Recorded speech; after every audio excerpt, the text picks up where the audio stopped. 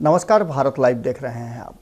बिहार राजनीतिक रूप से 2024 और 25 की तैयारियों में जुटा हुआ है, तो वहीं भारतीय जनता पार्टी भी कम नहीं है। दो धुरी हैं, एक नीतीश कुमार और दूसरा भारतीय जनता पार्टी। ये दोनों एक दूसरे के विरुद्ध 2024 की तैयारी तो कर ही रहे हैं, 2025 में भी नीतीश कुमार इसकी तैयारी में लगे हुए हैं। हालांकि 2025 में नीतीश कुमार की तैयारी अपने लिए नहीं, बल्कि उन्होंने कह दिया है कि तेजस्वी यादव के लिए वो तैयारी कर रहे हैं। तेजस्वी यादव को 2025 में मुख्यमंत्री के रूप में प्रोजेक्ट किया जाएगा।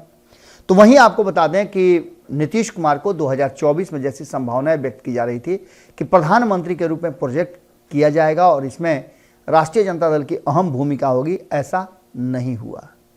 अब इसके बाद से एक नई कहानी ने जन्म लिया और इस कहानी में ये होने लगा कि लगातार लालू प्रसाद और नीतीश कुमार की मुलाकातें होने लगी।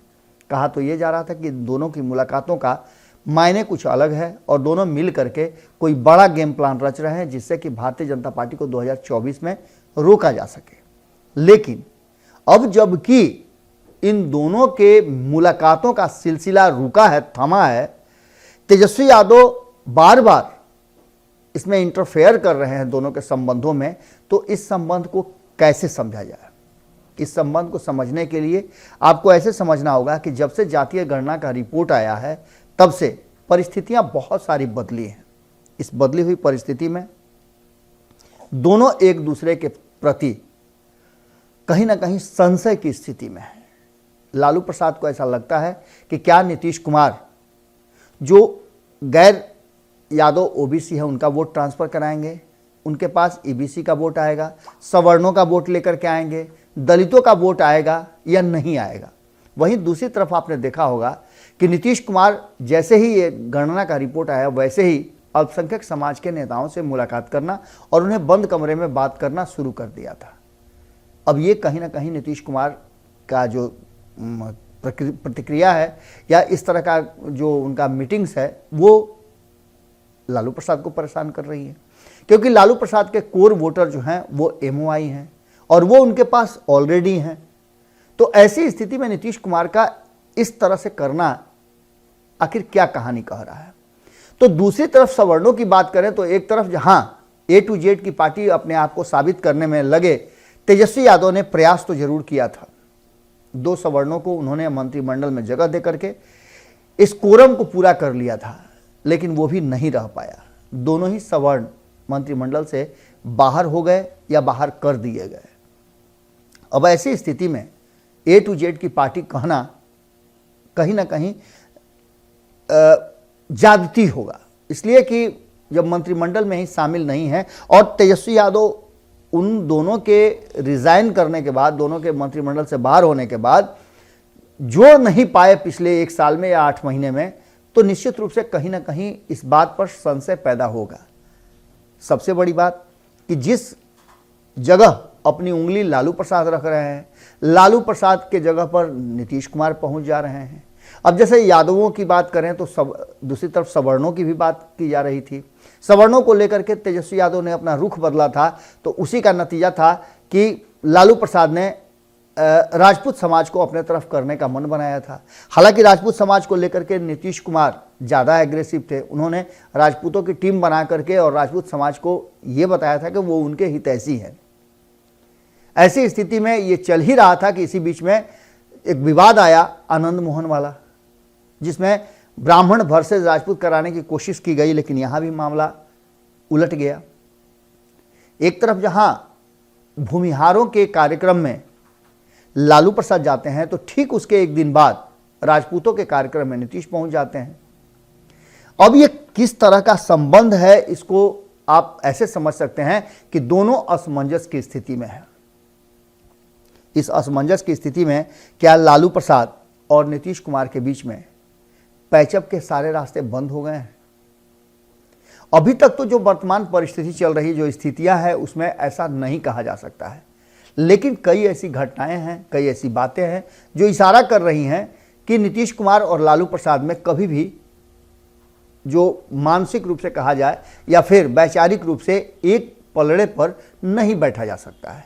दोनों की 2 धारणाएं हैं, दोनों 2 तरह की राजनीति करते हैं और दोनों की अलग अलग महत्वाकांक्षाएं हैं।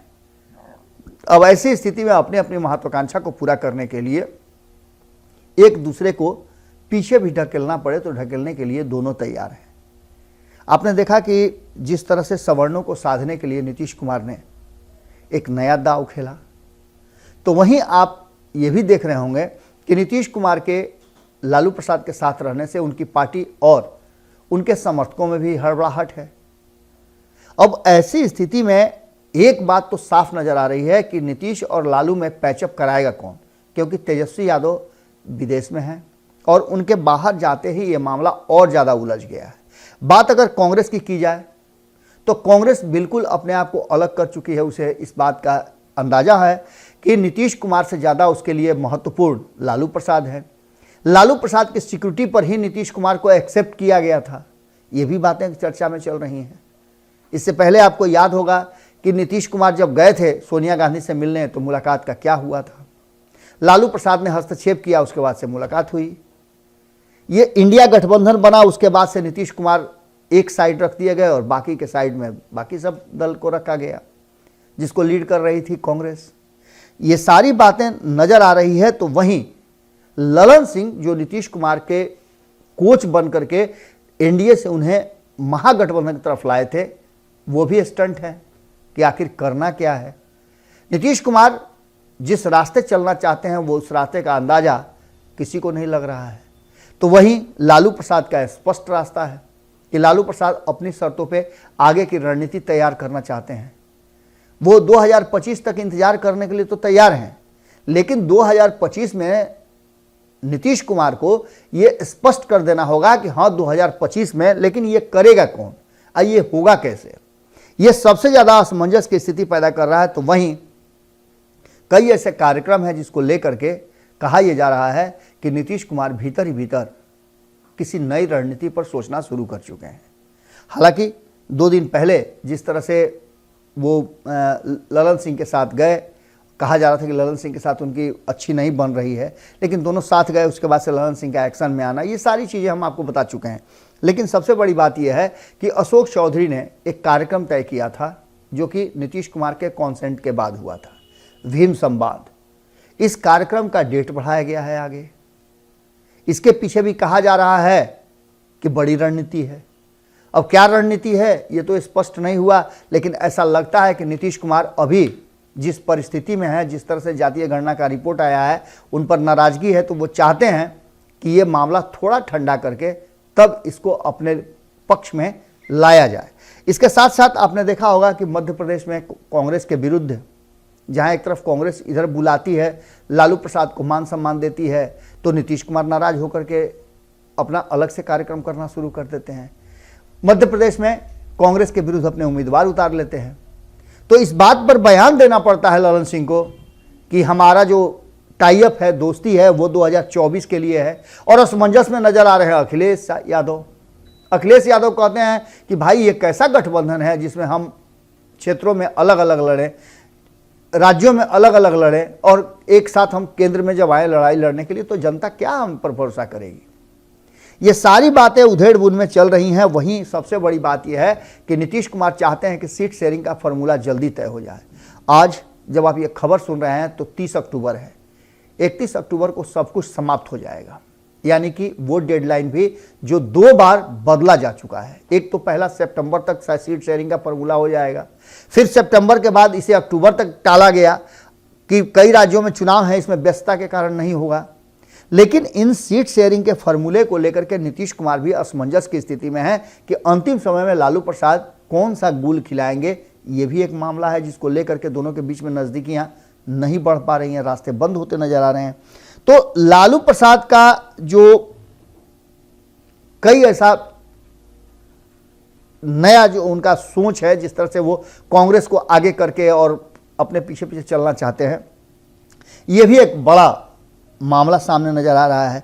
इसके बाद आप देख रहे होंगे कि एक तरफ भारतीय जनता पार्टी के जयंती समारोह में, दीनदयाल उपाध्याय की जयंती समारोह में नीतीश कुमार जाते हैं, तो उसको लेकर के भी चर्चाएं शुरू हो जाती हैं। तो वहीं दूसरी तरफ आपने देखा होगा कि एक तरफ सवर्णों को A to Z की पार्टी कहते हैं, सवर्णों को मंत्रिमंडल में नहीं शामिल कर पाते हैं, और वही लालू प्रसाद जाकर के सवर्णों की सभा में उपस्थित हो जाते हैं, श्री बाबू की जयंती में। ये सारी चीज़ें चल ही रही है। इन सब के बाद जिस तरह से भारतीय जनता पार्टी और कांग्रेस को आमने सामने भिड़ाने की कोशिश चल रही है, उसे साफ लगता है कि नीतीश कुमार के लिए संभावनाएं कम हो गई हैं। और यही वो कारण है कि जहां से एक रास्ता नया बनता हुआ दिखाई दे रहा है, जो राजनीतिक गलियारे में चर्चा का विषय बना हुआ है और मीडिया जगत में भी इस बात की चर्चा हो रही है कि आखिर नीतीश कुमार करने क्या जा रहे हैं, नीतीश कुमार का अंतिम फैसला क्या होगा। अब तक सीट शेयरिंग का फॉर्मूला सबसे बड़ा मुद्दा था, जिसको लेकर के फैसले नहीं हुए और नीतीश कुमार ये बात अच्छी तरह से जानते हैं कि उनके साथ अगर सीट शेयरिंग के समझौते में थोड़ा सा भी 19-20 हुआ तो उनके लिए बड़ा मुश्किल होगा, अपनी पार्टी और संगठन को संभालना उनके लिए बड़ी टेढ़ी खीर हो जाएगी। ऐसी स्थिति में नीतीश कुमार कोई बड़ा फैसला ले लें तो कोई अतिशयोक्ति नहीं होगी। लगातार ये पैचअप की जो कोशिशें हैं, जिसको देखना होगा कि तेजस्वी यादव लौटने के बाद जब जापान से लौट करके आते हैं तो किस तरह से इस पर प्रयास करते हैं एक दूसरे को मिलाने का और जोड़ने का। वहीं कांग्रेस तो पूरी तरह से अपना हाथ खींच चुकी है, बाकी बचे ललन सिंह, तो ललन सिंह क्या करते हैं ये भी देखना दिलचस्प होगा। जुड़े रहिए भारत लाइव के साथ, खबरों का सिलसिला लगातार जारी है। बहुत बहुत धन्यवाद, नमस्कार। अगर ये वीडियो पसंद आई और वह बिहार के राजनीति और बिहारियत से सरोकार रखेनी तो सब्सक्राइब बटन दबा के चैनल के सब्सक्राइब कर ली। ओजे एगो घंटी बा, ओकरा बटन दबा देला से कुल सटीक और मारक खबर रुआ मुफ्त में मिल जाई। अगर रुआ पत्रकारिता के हमनी के नया प्रयोग में सहयोग कर चाहतानी तो ज्वाइन बटन दबा दी। पेटीएम नंबर नोट कर ली 9386816700। धन्यवाद।